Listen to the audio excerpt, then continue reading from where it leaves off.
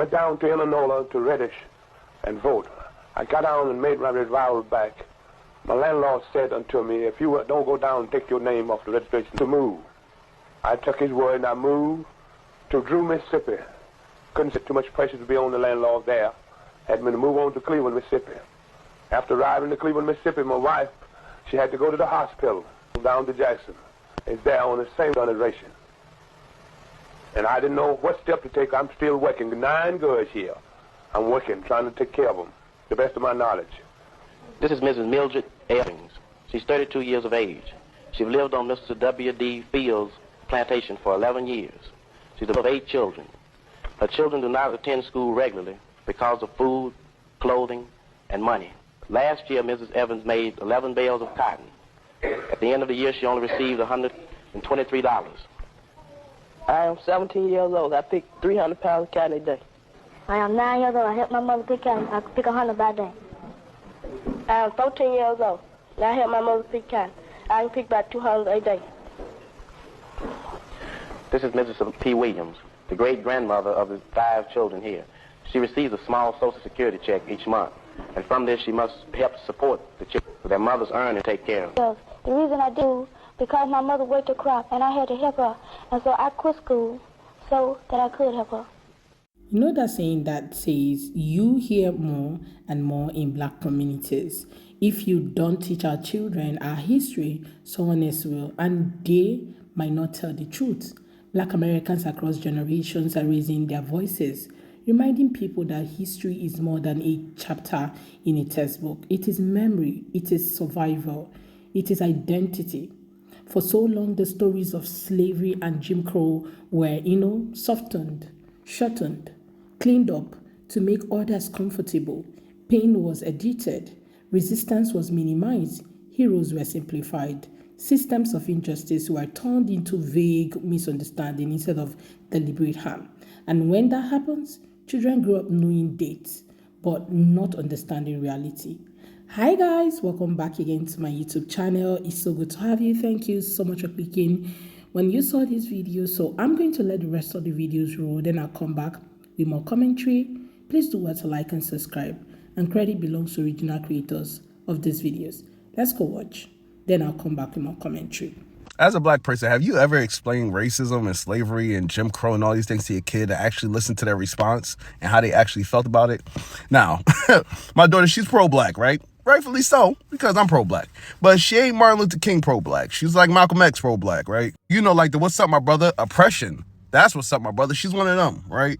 So she says, well, Daddy, how long was slavery for? I said, well, for about 250 years. She said, well, what are some of the things that happened during slavery? I said, well, a lot of illegal experiments, breeding camps, forced free labor amongst black people, native people. There were some indentured servants, which were Italian and Irish.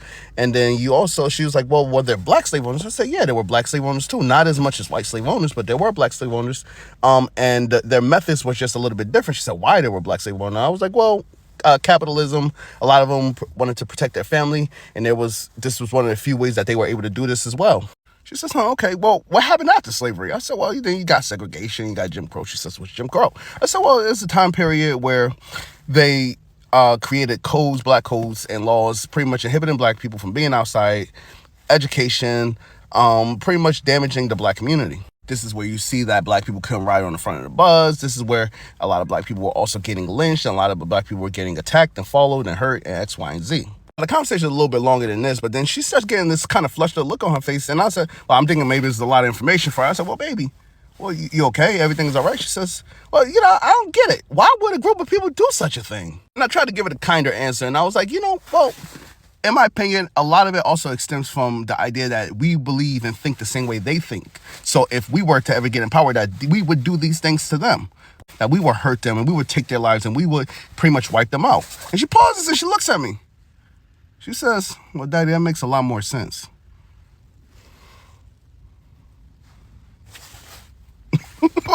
I said, Moy. She says, Daddy, that makes a lot more sense. I said, all right. Let me shut the fuck up. Happy Black History Month, people. Educate your kids or somebody else will. My guy. So as y'all know, Mississippi just passed the Jim Crow law. Just history repeating itself. But there's something that y'all don't know. And I need all my people to listen. We gotta wake up. Because it's that time. See, because what y'all don't know is the Jim Crow law is actually associated with the Bible and the curses that was put upon his people. So I want to answer this woman's question. I'm so fucking scared. It has just come to my attention because I didn't know about it just until today. In Mississippi, there was just a law passed like 5 days ago that the Jim Crow laws are being reinstated. That shouldn't be happening at all. And I know you may be wondering, this is like not my normal content on here, but I'm sorry. And I just have to make this known because what the fuck? What the actual fuck? Why? I really don't understand why people do not like me. Do not like us. Because of my color of skin. I don't understand. I really don't fucking understand. What the fuck did I do? You didn't do nothing. But our ancestors did. The Jim Crow is resurrected in Mississippi. Did wokeness do this? As a matter of fact, it did. Now, some of us who have learned the truth are not surprised by this. It may alarm the sleepwalkers. The Most High have already told us that they will have hatred towards us. All you gotta do is read the word and the curses put upon his people. See, their problem is they finally starting to realize that their wicked rulership is almost up. But I ain't gonna lie, we finna go through some battles and it's gonna get worse before we leave. We warned our people that are sleepwalking that these nations hate us. And it has nothing to do with skin color. It's because of who we are. The tribe of Judah. The real Jews. It was prophesied that we would be hated throughout the four corners of the earth. What y'all need to find out and learn is that the Bible is our history book. Not a Christian book. Our ancestors were not Christians. They was Israelites. It's time for y'all to learn the truth. And this has nothing to do with religion or tradition. My motto will forever be relationship over religion, truth over tradition. It's that time. It's time for y'all to learn who y'all are. And it's time for y'all to gain a relationship with the Father through his word, not a religion. Now we gonna start off with, who is this? Who is this? Because it sure ain't Yahshua. Because if the Bible's saying that his hair is white like wool, and I mean white like wool, just like this, where did the brown hair even come from? If it said his skin color was the color of fine brass, burnt in a furnace, and I mean burnt in a furnace. This is an actual picture right here of someone burning fine brass. Then where did y'all get white from? Or even the olive skin color y'all keep claiming. Y'all just don't want him to be black so bad. Y'all just make up any lie. And he was born in Israel, which is Northeast Africa. Y'all stop saying Middle East. It was not called the Middle East back then. It was a part of Africa. So you mean to tell me when they had to hide Jesus, Yahshua, in an all-black place in Africa to blend in with the people, you saying that they hid a white man or an olive skin color man in a place full of black people? It's impossible. Which is common sense that he had to be black to blend in with black people. Now I'm finna tell you why his skin color got something to do with the Jim Crow law and them trying to bring back hanging and lynching. Now, in the Bible, Pilate's wife had a dream about the Messiah. When she seen that the people was trying to kill him, she pulled her husband aside and said, "Have nothing to do with this righteous man." She said, "I suffered much suffering in a dream today. Have nothing to do with his killing." So Pilate turned to the people and said, "I don't see nothing wrong that this man is doing for me to kill him." Pilate was talking to the Hebrews, our people. He said, "If y'all decide to kill this man, the blood will not be on my hands. It will be on y'all's." So then the Jews, aka Hebrew Israelites, mistakenly said, "It's okay. Put it on our hands, our children's hands, for generations and generations. Crucify him."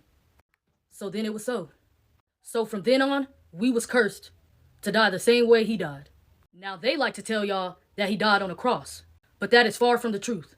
The cross is one of the main graven images that he talks about in the Bible. The word cross was never even in the Bible to begin with. It was added in there from a pagan god they called Tammuz. The cross is a symbol of the first letter of his name, a T. Now, if you look at the history during those times, you would know that if you were worthy of death, you had to be hung. It was the law. Acts 5:30 even told you that he died from hanging from a tree. There was a divine curse placed on a hanged person. And if a man has committed a crime punishable by death, and he is put to death, you hang him on a tree. For a hanged man is cursed by God. And when they had carried out all that was written of him, they took him down from the tree and laid him in his tomb. The same way they do us till this day. For what our ancestors have committed, it allowed us to be punished the same way he was punished. I'ma show y'all the curses that was put upon us. Slavery and captivity. Having no power to stand against our enemies. Being sent back to Egypt again by ships. Exiled in the land of our enemies. Scattered among all nations. A very sick and disease-stricken people. At the bottom socially, with other races high above us. Lost the true knowledge of who we were, and will be called by many scornful nicknames, other than Israel and Hebrew, which is still happening to this day. Packed into prisons and jails. A non-properous people. We even hate each other. And oppress people by our enemies. The world will not tell you who or where the Israelites are today. But the scriptures will. There's nothing new underneath the sun. There is nothing new. Our sons and daughters will be given to another nation, while your eyes grow weary, looking for them day after day, with no power in your hand. With no power in your hand. With none at all. The cross story couldn't be real if they wanted it to. How did they nail his feet and hands to a cross? When it says that he protected all his bones, not one of them is broken. There would be no way to hammer a huge nail into someone's foot to hang without breaking a bone. There's no way. This is the real reason why no bones shall be broken. The sad reality is, if we continue to disobey, we'll continue to pay. So please, it's time for us to wake up. Stop letting them brainwash you and make you forget who you are. Stop letting them make us feel like we are nobody, because they know who we are. Our people back then just didn't know how to read and write. So they didn't know that the Bible back then was made for them. They felt like it was a horrible, horrible book. But they didn't realize the truth was inside of it. But now it's our time to make up for it. That the truth of who we are is inside of it. Our time is coming, and they know it. The Bible is our true history book. The problem is we let everybody get into our head. Why do you think there is thousands and thousands of religions, but only one true God? All trying to praise the same person, but giving them different names. That's because you were supposed to gain a relationship with the Father through the Word, not a religion. And that's where we as a people fall at.